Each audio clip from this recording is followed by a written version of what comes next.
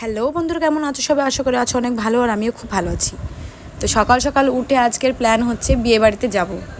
আর বিয়ে বাড়িতে যাওয়ার আগে এই যে এখানে একটা পুচু ছাগল আছে আমাদের, ছাগলটা সোনামণি একটু আদর করে দিলাম। তো প্রথমত সবাই তোমরা জানো যে আমি মেকআপ আর্টিস্টের কাজ করি, আর সেজন্য বিয়ে বাড়িতে আমার সেরকম বিয়ের ভোজ খাবো একটু সেজে গুজে সেটা হয়ই না। তো আজকে মার ফ্রেন্ডের মেয়ের বিয়ে, তো আমাকে ইনভাইট করেছে, তো আমি সেখানে গিয়ে আজকে সেজে গুজে গিয়ে একটু পুষিয়ে নেব। আর সাজগোজ করছি মানে এই না যে সবাই মানে আমার কমপ্লিমেন্ট করবে এরকম না, মানে আমার এটা হচ্ছে প্যাশন। আমার খুবই ভালো লাগে আমার নিজে নিজে একটু সাজগোজ করতে। তো এই যে একটু ঢং করলাম, ঢং করে চলে আসলাম আমার মেজো আব্বার ছেলে, মানে আমার ছোট ভাই। তো সেই ভাই আর ভাবিদেরও ইনভাইট ছিল। তো ভাই ভাবি আর ভাইপো মানে ভাইয়ের ছেলে, আমরা এই 5 জন মিলে চলে যাব বিয়ে বাড়িতে। এই যে আমার ভাই এখন ড্রেস আপ করছে, আর ভাবি এখন রেডি, আর ওই যে ভাইপো আমার খাটে বসে রয়েছে। তো সকলে মিলে যাব, একটু পোজ দিচ্ছি তোমাদেরকে।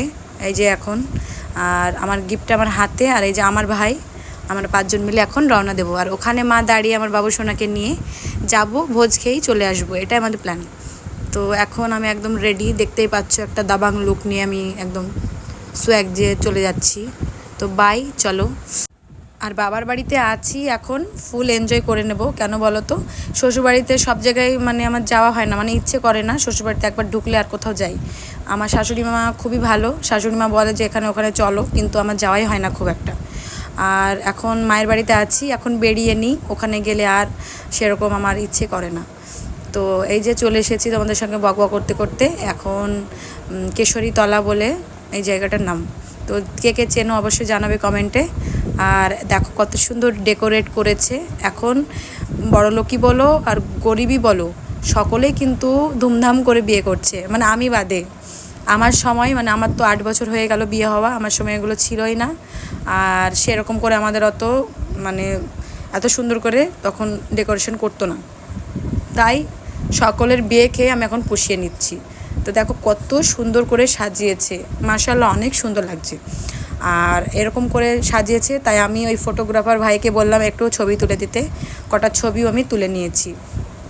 আর এখন দেখো চলে এসেছি, চলে এসে ঘরে আমাদেরকে মানে যে আপাটা, মার ফ্রেন্ড কিন্তু আমার আপা হয়, সেই আপাটা এখন বসতে বললো, আমাদেরকে খাবার টাবার দিল, খেলাম, খেয়ে চলে আসলাম প্যান্ডেলে খেতে, মানে বিয়ের ভোজ খেতে।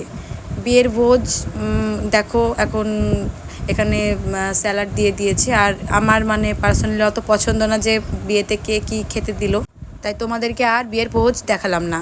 তো ভোজ খেয়ে এখন চলে এসেছি প্যান্ডেলে, মানে যেখানে জামাই রাজা চলে এসেছে। তো দেখো এখানে সকলে ভিড় করেছে জামাইকে দেখার জন্য, আর আমিও ওখানে দাঁড়িয়ে রয়েছি। তো মুসলিম বিয়েতে এরম করে আমরা এনজয় করি, কিন্তু আমি যদি প্রথম দিন থেকে থাকতে পারতাম তাহলে নিশ্চয়ই এনজয় আরও বেশি হতো। আর এখানে নাকি ওদের নাকি আলাদা নিয়ম, ওদের নাকি গায়ে হলুদ বিয়ের আগের দিন হয় না, বিয়ের দিনকেই হয়। তো যে বুনুটা, সেই বুনুর মেয়ে এখন খেতে বসে পড়েছে, মানে থুবড়ো খেতে। আর এদিকে বরযাত্রী চলে এসেছে, ওই যে দেখো বর ওখানে বসে পড়ছে, এখন বরকে মিষ্টি খাওয়ানো হবে। তো সব কিছু মিলিয়ে এখন আমাদের দেখে এখন আমরা চলে যাচ্ছি বাড়ির কাছে ঘাটে। মানে খুবই প্রচণ্ড গরম ছিল, আর আমার তো আমি মেকআপ করে তো ভাবছি কি বিপদে পড়লাম। ভালোই যে ওয়াটারপ্রুফ মেকআপ করেছি, মেকআপটা গলছে না, না হলে তো আমাকে ভূতের মতো অবস্থা হতে হতো। তো এখন এই যে আমার ভাইপো আগে আগে দৌড়চ্ছে আমার ভাইয়ের সঙ্গে, আর এই যে ভাই আর ভাবি একসঙ্গে আসছে। তো এখানে একটা কত সুন্দর একটা গাছ দেখো, সে গাছের তলায় মানে বট গাছের তলায় এখন বসবো।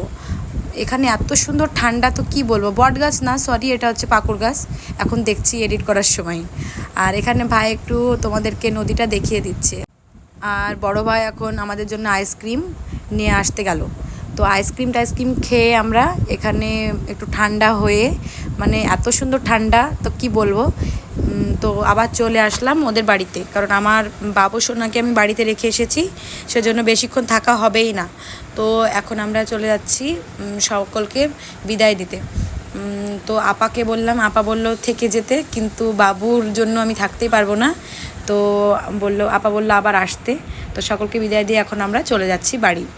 তো এই যে কত সুন্দর এখানকার মানে ওয়েদারটাও সুন্দর, কেন বলো তো, ওটা ঘাটের ধার, এই জন্য। তাই আবার বেরিয়ে যখন চলে আসছি তো রোদের চোটে আমরা আর আসতেই পারছি না, এত গরম পড়ছে। আর দেখো এদিকে কত সুন্দর, এটা একটা পুকুরের মতন, কিন্তু উপরে ওই যে কি বলে না কি গাছ সেগুলো হয়ে আছে বলে পুকুরটা দেখা যাচ্ছে না। তো আবার আমরা চলে আসলাম আমাদের রাস্তাতে। আর আমার ভিডিওটা কে কে দেখো আর কোথায় থেকে দেখো অবশ্যই জানাবে। আর আমার ইউটিউবে সবাই আমাকে সাবস্ক্রাইব করে দেবে, আর ফেসবুক থেকে দেখলে সবাই লাইক কমেন্ট করে দেবে। ততক্ষণে সকলে সুস্থ থাকো, আল্লাহ হাফেজ।